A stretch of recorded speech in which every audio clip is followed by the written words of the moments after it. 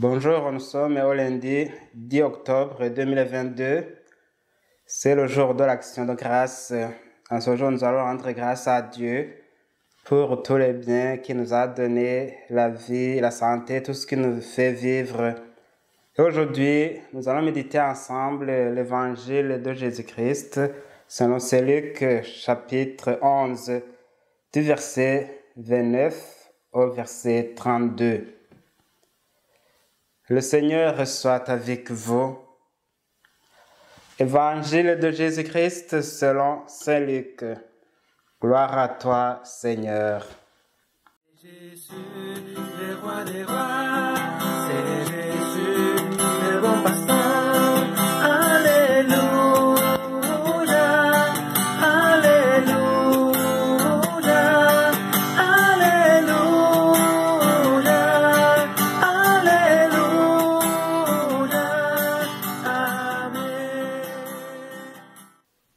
Le Seigneur soit avec vous.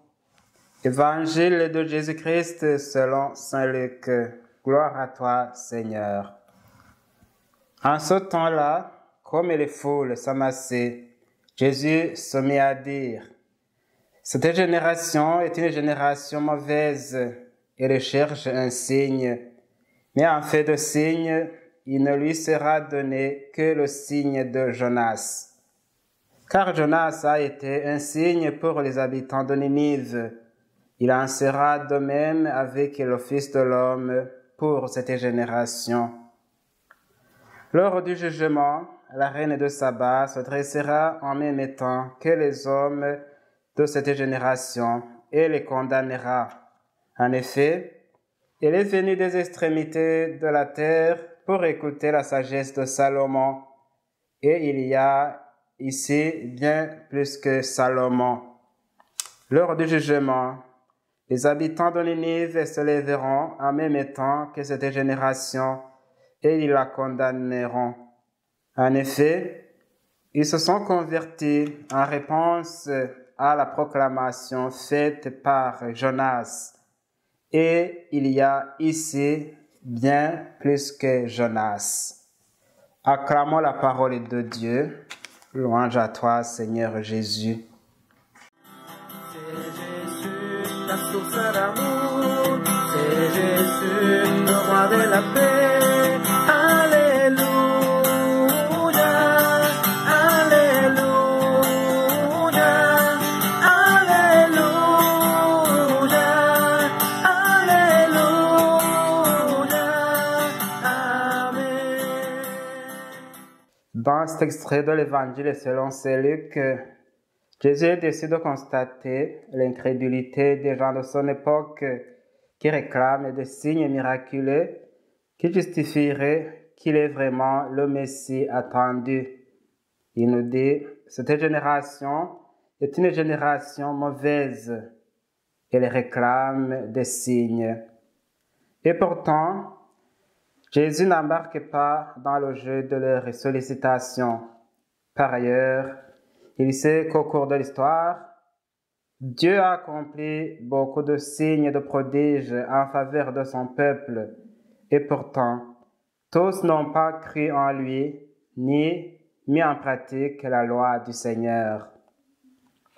En guise de réponse, Jésus se contente seulement d'évoquer quelques-uns des signes comme les gens de Ninive, qui au moment où Dieu les a menacés de destruction à cause de leurs péchés, ont changé de comportement grâce à la prédication de Jonas. C'est de cette façon qu'ils ont été sauvés de leur péril imminent, parce qu'ils ont cru en la prédication de Jonas. Ils ont même posé des actes concrets de conversion en se couvrant de cendres et en proclamant un jeûne général pour toute la population et pour tous les animaux. Il en est de même de la reine de Saba, qui a parcouru de longues distances pour aller écouter la sagesse de Salomon et se faire instruire par lui, parce qu'elle était convaincue que ce roi était investi d'une sagesse divine. Or Jésus est plus grand que tous les prophètes et que tous les sages de la terre. Il enseigne avec sagesse et autorité, et sa parole s'accompagne de signes.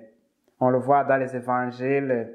Grâce à sa parole, il a opéré des guérisons, il a multiplié les pains et il a ressuscité des morts. Nous savons également qu'il a marché sur les eaux. Il a fait une pêche miraculeuse, pour ne citer que cela. Mais n'empêche que cette génération trouve toujours des prétextes pour refuser de l'accueillir comme le Messie attendu, et au final, ils l'élimineront en le pendant sur le bois de la croix.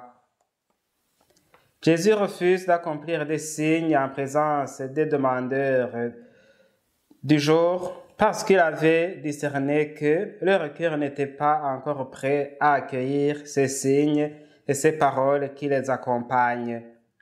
Parce que la foi vient d'abord de ces paroles accueillies et mises en pratique, comme en témoignent les habitants de Ninive. Les évangiles nous montrent que les signes produisent des effets attendus lorsqu'ils rencontrent des cœurs ouverts, bien disposés à accueillir Jésus et sa parole et à la mettre en pratique. Alors, frères et sœurs, serions-nous encore de ceux et celles qui réclament encore des signes venus du ciel pour croire en Jésus-Christ? S'il plaît à Dieu de le faire, ça se pourrait que vous soyez témoins des signes extraordinaires que Dieu accomplisse. Mais Dieu a déjà donné tout ce qu'il lui faut pour croire en lui. Il nous a donné son Fils qui est venu habiter avec nous en ce monde. Il nous a donné sa parole. Il nous a donné des signes sacramentels. C'est lui qui nous a donné la belle nature qui nous entoure, ainsi que toutes ces personnes qui nous aiment, tous les biens de la terre que Dieu nous a confiés, les gestes d'amour et de bonté dont nous bénéficions de sa part. Il a mis en nous un cœur capable de l'aimer.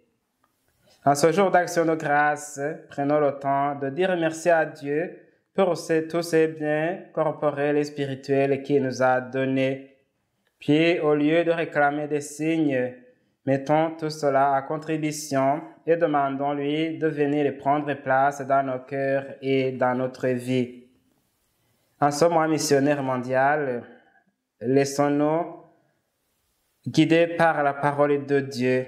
Laissons-la éclairer nos pas et semons la parole de Dieu dans les cœurs de nos frères et sœurs pour les inviter à venir puiser aux sources inépuisables de l'eau vive que Dieu a préparée pour nous. La Vierge Marie est le modèle par excellence de l'accueil de la parole de Dieu. C'est également la première missionnaire qui a présenté Jésus-Christ au monde. Demande-lui d'intercéder en notre faveur et en faveur de tous les humains.